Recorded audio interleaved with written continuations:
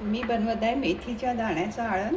अर्धी वाटी मेथीचे दाणे घेतलेले आहे, जिरं, हळद, तिखट आणि मी तांदळाचं पीठ घेतलेलं आहे आणि मीठ.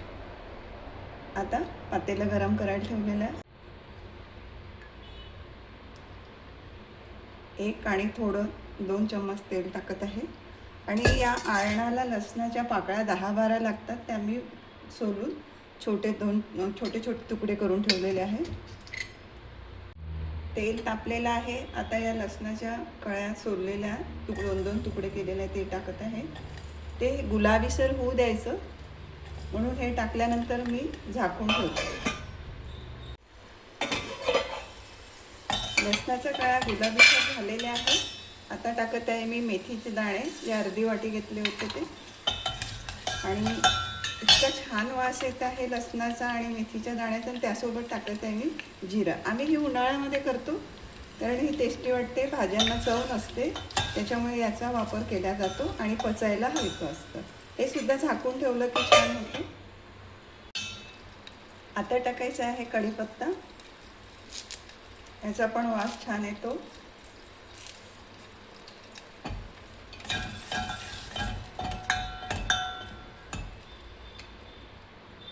छान मेथीचे दाणे लालसर झालेले आहेत. यामध्ये मी टाकत आहे अर्धा चम्मच हळद, 1 चम्मच तिखट आणि हे झाल्याबरोबर मी इथे टाकत आहे पाणी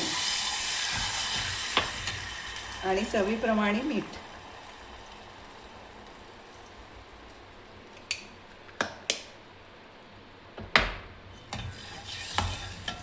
हे झाकून उकळायला ठेवून द्यायचं.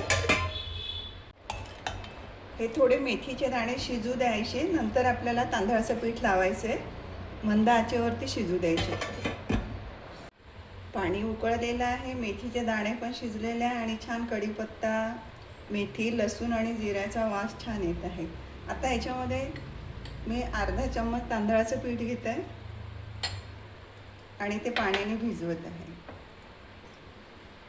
वाटलं तर जास्ती पण घेऊ शकता. तुमच्याजवळ आळण जास्ती असेल तर तुम्ही जास्ती पण पीठ घेऊ शकता. किती करता त्याच्यावरती अवलंबून असतं.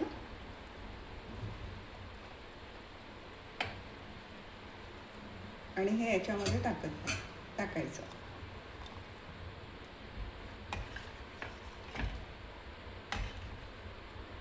आता याला उकळू द्यायचं.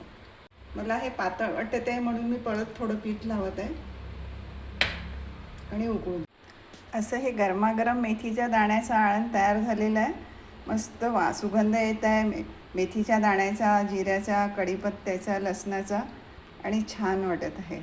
नक्की करून बघा, तुम्हाला सुद्धा आवडेल. आम्ही उन्हाळ्यामध्ये नेहमी करत असतो मेथीच्या दाण्याचं आळण.